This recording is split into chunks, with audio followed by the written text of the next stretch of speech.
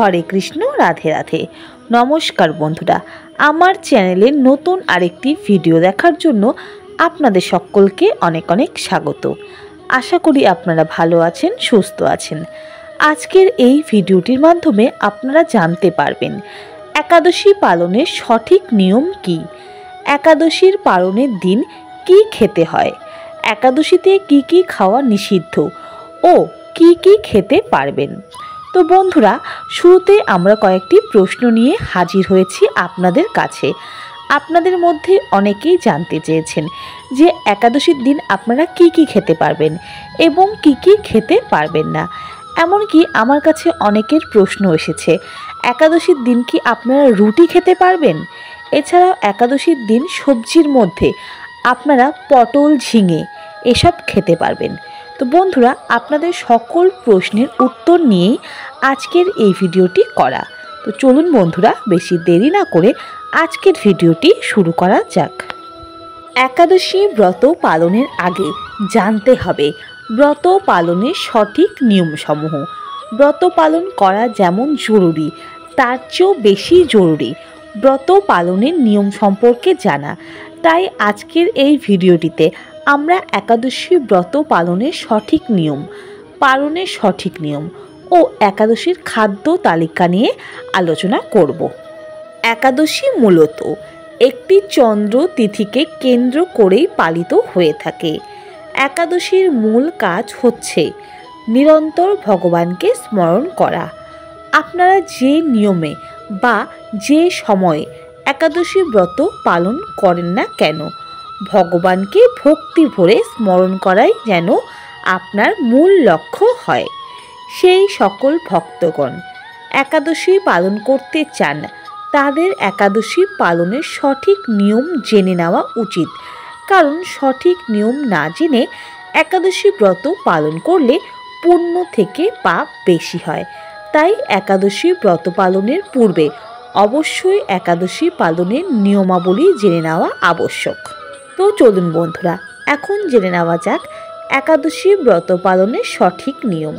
সবার প্রথমে ভোরবেলা ঘুম থেকে উঠে স্নান সেরে শুদ্ধ বস্ত্র পরিধান করে ঠাকুর ঘরে গিয়ে আরতি করতে হবে। তারপর ঠাকুরের নাম জপ করতে হবে। মনে কোনো খারাপ চিন্তা, কুভাবনা আনা যাবে না। একাদশীর দিন সকালবেলা পুজো করার সময় অবশ্যই ভগবানের কাছে হাত জোড় করে একাদশী করার অনুমতি নেবেন এবং সংকল্প মন্ত্র উচ্চারণপূর্বক একাদশীর উপবাস শুরু করবেন। এই দিন গায়ে কোনো রকম প্রসাধনী ব্যবহার করা যাবে না, যেমন সাবান, শ্যাম্পু, লোশন ইত্যাদি। গায়ে কোনো রকম সুগন্ধি দ্রব্য ব্যবহার করা যাবে না। একাদশীর দিন পরনিন্দা, কুকথা, মিথ্যে আচার, ক্রোধ, চুল কাটা, নখ কাটা ইত্যাদি করা থেকে বিরত থাকতে হবে। সমর্থ হলে দশমীতে একাহার, একাদশীতে নিরাহার এবং দ্বাদশীতে একাহার করতে হবে। তা করতে অসমর্থ হলে শুধুমাত্র একাদশীতে অনাহার। সেটাও যদি করতে অসমর্থ হন তাহলে একাদশীতে পঞ্চ রবিশস্য বাদ দিয়ে ফলমূল গ্রহণ করার বিধান আছে। একাদশীতে রাত্রি জাগার বিধান আছে, তাই একাদশীর দিন পারলে রাত্রি জাগার চেষ্টা করবেন।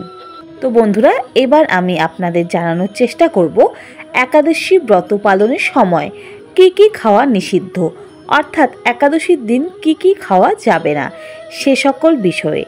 একাদশীতে কি কি খাওয়া নিষিদ্ধ সে বিষয়ে অনেকেই আমার কাছে জানতে চেয়েছেন, তাই তাদের উদ্দেশ্যেই আজকের এই ভিডিওটি। একাদশীতে 5 প্রকার রবিশস্য গ্রহণ করা যাবে না। সেগুলি হলো, প্রথমত ধান জাতীয় সকল রবিশস্য, যেমন চাল, মুড়ি, চিড়ে, সুজি, পায়েস, খিচুড়ি, চালের পিঠে, খই ইত্যাদি। গম জাতীয় সকল রবিশস্য, যেমন আটা, ময়দা, সুজি, সকল প্রকার বিস্কুট, চানাচুর, হরলিক্স ইত্যাদি। জব বা ভুট্টা জাতীয় সকল রবিশস্য, যেমন ছাতু, খই, রুশি ইত্যাদি।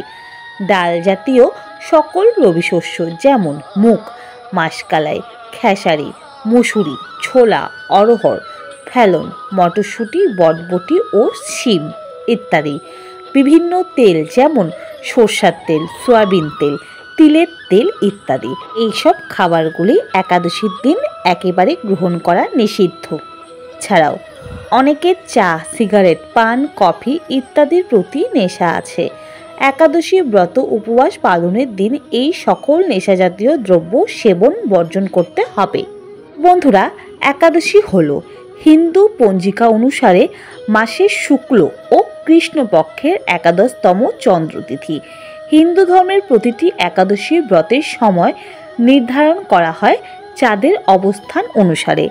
একাদশী ব্রত হিন্দু ধর্মের বৈষ্ণব সম্প্রদায়ের মধ্যে জনপ্রিয়ভাবে পালিত হয়ে থাকে।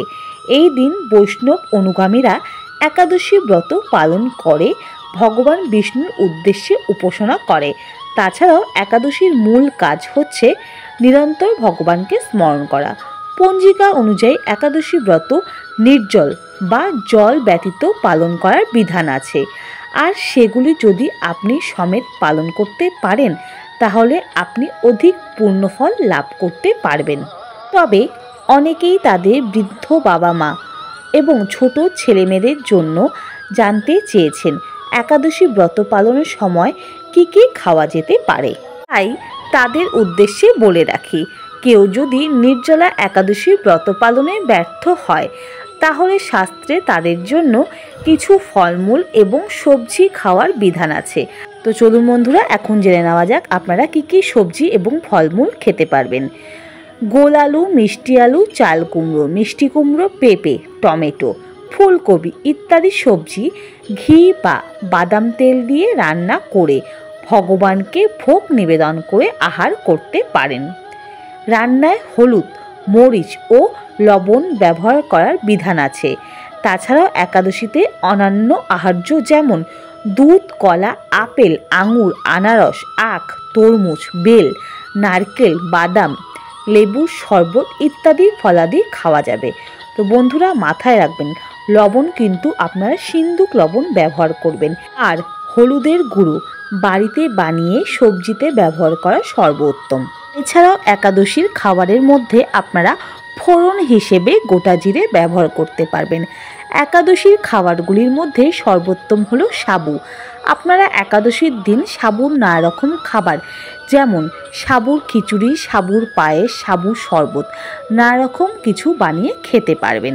তো অনেকেই আমার কাছে প্রশ্ন করেছিলেন যে দিদি, একাদশীর দিন কি রুটি খাওয়া যায়? তো বন্ধুরা, রুটি কিন্তু আটা দিয়ে তৈরি হয়, আর আটা হচ্ছে পঞ্চরবি শস্যের মধ্যে পড়ে, তাই একাদশীর দিন আপনারা রুটি খেতে পারবেন না।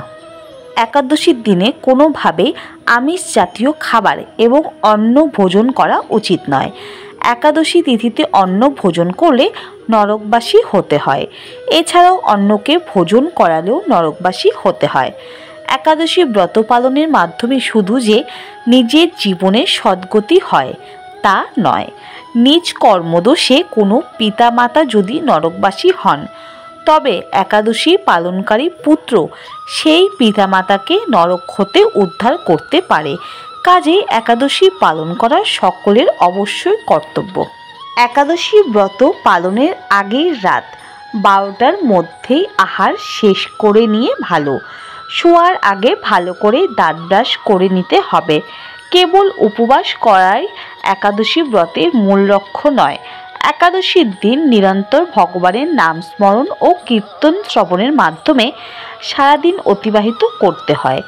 একাদশীর দিন কোনোভাবেই পরচর্চা, পরনিন্দা, মিথ্যা বলা, রাগ প্রকাশ ও সহবাস সম্পূর্ণ নিষিদ্ধ। তাই এই দিন এই কাজগুলো থেকে বিরত থাকুন। একাদশী পালনের দিন রক্তক্ষরণ বর্জনীয়, তাই এই দিন যে কোনো কিছু কাটাকাটির সময় সতর্কতা অবলম্বন করুন। বন্ধুরা, এখন আমরা জেনে নেব একাদশী ব্রতের পালন কিভাবে করতে হয়। একাদশীর ব্রত যারা করছেন তারা অবশ্যই একাদশীর পরের দিন পালন করবেন। একাদশী ব্রত পালনের পরের দিন অবশ্যই পালন করতে হবে। পঞ্জিকা দেখে একাদশীর পালনের নির্দিষ্ট সময়ের মধ্যে পঞ্চ রবিশস্য দেবতাকে নিবেদনের পর প্রসাদ গ্রহণের মাধ্যমে একাদশীর পালন করতে হবে। একাদশীর পালন না করলে একাদশী ব্রতের কোনো ফল লাভ হবে না। এবং অবশ্যই প্রসাদ মুখের আগে পারণ মন্ত্র উচ্চারণপূর্বক একাদশীর ব্রতের প্রসাদ মুখে নিয়ে পারণ সম্পূর্ণ করবেন। তো বন্ধুরা, আশা করি আজকের ভিডিওটি আপনাদের ভালো লেগেছে এবং আপনাদের যত প্রশ্ন ছিল মনে, অবশ্যই এই ভিডিওটি দেখে সেই প্রশ্নের উত্তর আপনারা পেয়ে গিয়েছেন। যদি ভিডিওটি ভালো লেগে থাকে অবশ্যই লাইক, কমেন্ট, শেয়ার করে দেবেন। চ্যানেলে যদি নতুন হয়ে থাকেন তাহলে চ্যানেলটিকে সাবস্ক্রাইব করতে একদম ভুলবেন না। অন্য আরেকটি ভিডিওতে আপনাদের সাথে আবার দেখা হবে। সবাই খুব ভালো থাকবেন। হরে কৃষ্ণ, রাধে রাধে।